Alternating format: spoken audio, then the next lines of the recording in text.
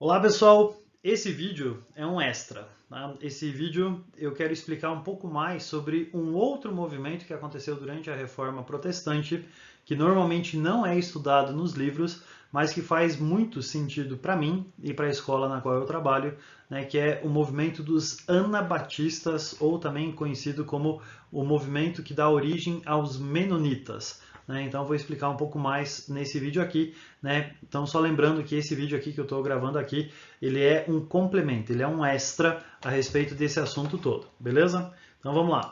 Então só lembrando como é que estava o contexto da Europa durante esse contexto aí das reformas religiosas que aconteceram.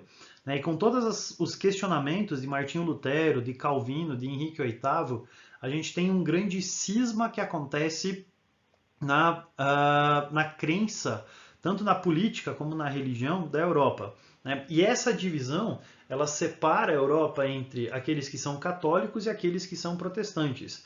E os católicos perseguiam os protestantes e os protestantes perseguiam os católicos. A religião do povo era a religião do rei. Então, se o rei era católico, o povo tinha que ser católico. Então, se você tinha um país que era católico, cujo rei era católico, e você tinha um grupo de protestantes, esses protestantes eram perseguidos. Se você tinha um povo protestante, cujo rei era protestante, mas se tinha uma minoria católica, essa minoria católica ela era protegida, era perseguida. E além disso, você começa a ter conflitos militares entre os países por motivos religiosos. Então, aquilo que era utilizado, né, que na verdade deveria ser utilizado para juntar as pessoas, né, que deveria ser utilizado para que as pessoas amassem umas às outras, estava sendo usado como uma motivação para a guerra. E a Europa mergulhou num contexto de guerras religiosas durante o século XVI e começo do século XVII. E nesse contexto, você tem o surgimento de um grupo que começa a surgir em alguns lugares da Suíça e da Holanda, que dá origem a um movimento chamado de Anabatista. Então, o que esses anabatistas eles acreditavam? Né? A reforma do Martinho Lutero, ela foi uma reforma que mudou alguns sacramentos, né? Por exemplo, a questão da Eucaristia, né? A questão da Santa Ceia, e ela acreditava no batismo como um sacramento.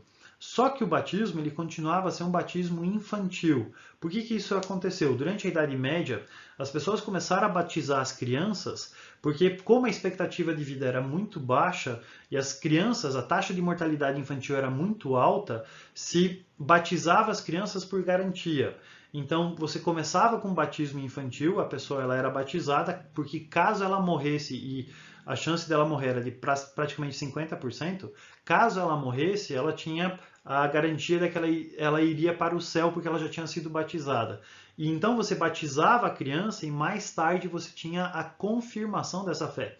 Então o problema é que esse grupo, o grupo dos anabatistas, ele achava que o batismo ele tinha que acontecer por uma decisão pessoal e não por uma decisão dos pais.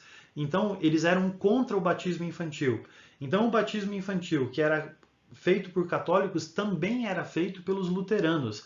Então a reforma do Martinho Lutero não tinha mudado essa questão do batismo. E para os protestantes anabatistas, para esse grupo dos anabatistas, a reforma do Martinho Lutero ela tinha sido incompleta, porque ela não só não tinha mudado, né, essa questão do batismo, que continuava a ser um batismo infantil ao invés de ser um batismo adulto, como outros aspectos dentro da reforma luterana que esse grupo chamado de anabatistas não concordava. Por que eles se chamavam de anabatistas? Ana significa de novo. Então, Anabatista significa batizado de novo, batizados quando adultos, porque eles eram católicos ou protestantes luteranos que tinham sido batizados de criança, mas que por uma decisão pessoal, quando adultos, eles resolviam se batizar de novo. Por isso, anabatistas. E esse grupo questionava especialmente protestantes luteranos de algumas coisas. Por exemplo, eles eram a favor de uma separação do Estado da Igreja. Né? Eles não achavam que o governo e a Igreja deveriam se misturar. Eles não acreditavam que governo e Igreja deveriam ter relações como estava acontecendo, né? De você ter cristãos exercendo cargos públicos e utilizando os cargos públicos para fazer guerras religiosas. Então, eles eram contra as guerras religiosas, eles eram contra católicos perseguindo protestantes e contra protestantes lutando contra católicos. Tá? Então, os anabatistas se posicionaram contra isso. Além disso, esse grupo dos anabatistas, eles eram a favor de uma fé prática e não de uma fé que fosse nominal. Então, não é porque a pessoa nascia num país católico que ela era católica. Não é porque a pessoa tinha sido batizada quando criança como luterana que ela era luterana. O cristianismo dependia mais de uma prática diária do cristianismo, né, de você colocar em prática as suas crenças, do que do seu nascimento ou do seu batismo. Então, eles eram a favor de uma fé prática e não somente de uma fé nominal. O problema é que esses anabatistas eles começaram a incomodar tanto católicos como protestantes. E entre esse grupo dos anabatistas, né, que defendiam esse batismo adulto, né, eles começaram a ser vistos como reformadores radicais, né, pessoas que queriam ir além da reforma de Martinho Lutero. Se os católicos estavam aqui, os protestantes chegaram aqui, esse grupo dos anabatistas queria dar mais uns passos para frente. Eles queriam fazer uma reforma ainda maior do que Martinho Lutero tinha feito. E eles eram um grupo que pregava a não violência. Ou seja, esse grupo ele não queria pegar em armas, eles não queriam se envolver em conflitos armados. Né? Eles eram grupos que pregavam a não violência, especialmente a não violência religiosa. Né? Então, se você assistiu aquele filme Até o Último Homem, o cara que vai para a guerra e se recusa a pegar em armas e trabalha como enfermeiro, né, embora lá no filme ele não seja anabatista, né, os anabatistas seriam mais ou menos aquilo, são um grupo de pessoas que pregava a não violência. Né? Inclusive, uma das histórias mais conhecidas que tem entre os anabatistas é essa história que está representada aqui do lado. Era um anabatista que estava sendo perseguido, né, nessa fuga que o cara estava fazendo, ele estava sendo perseguido por causa da sua fé.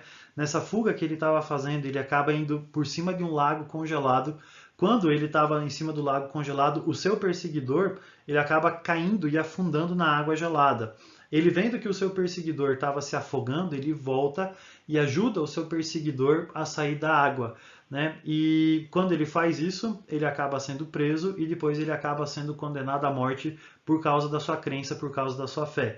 Então esse é um dos exemplos que você tem de não violência, né? Um dos exemplos que você tem de um radicalismo que existe, né? De você não pegar em armas, de você dar a outra face, né? De você não perseguir o seu perseguidor.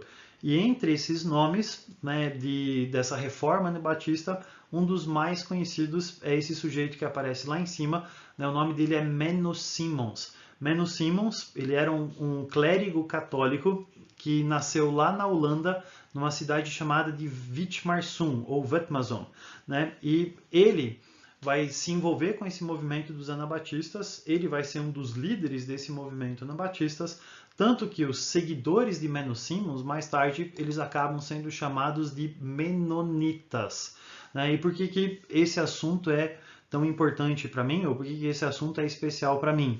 Né? Porque eu, etnicamente falando, sou menonita, né? Então a minha origem étnica é desse grupo que saiu lá da Holanda, foi para a Alemanha, depois foi para a Rússia, voltou para a Alemanha e depois veio aqui para o Brasil. Né? E também a escola na qual eu trabalho é da Fundação Educacional Menonita, que foi fundada por esse grupo de menonitas, né, e eu também frequento uma igreja menonita. Né? Então, tanto etnicamente como religiosamente, né, eu faço parte desse grupo dos menonitas.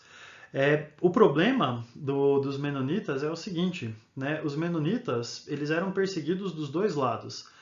Esse grupo anabatista ele era visto como um grupo protestante pelos católicos, então em países católicos eles eram perseguidos, mas ele também era visto como um grupo radical pelos protestantes, então eles também eram perseguidos pelos protestantes. Então esse grupo, por causa das suas crenças, ele era perseguido tanto por católicos como por protestantes, mas eles se posicionavam a favor da não violência, de não pegar em armas, de não lutar contra os seus opressores. E por causa disso, os menonitas eles passaram a migrar dentro da Europa para países que permitiam eles exercerem a sua fé sem serem incomodados. É por isso que eles saem da Holanda, vão para uma parte da Alemanha e depois eles são convidados por Catarina Grande para ir lá para a Rússia, onde eles podiam povoar uma parte da Rússia sem serem incomodados por causa da sua fé. Tá? Então, esse grupo religioso é chamado de anabatistas, que mais tarde vai dar origem a uma série de grupos diferentes. Né? Então, as igrejas batistas elas surgem desse movimento dos anabatistas. Você tem outros movimentos mais tradicionais, como os Quakers, como os Amish, né? E algumas igrejas protestantes, como os batistas, vão acabar surgindo desse braço da reforma protestante, que é feito pelos anabatistas. Beleza? Isso é mais por uma curiosidade que eu estou contando para vocês. Né? Se você curtiu, deixa o seu like, deixa o seu comentário. Abraço!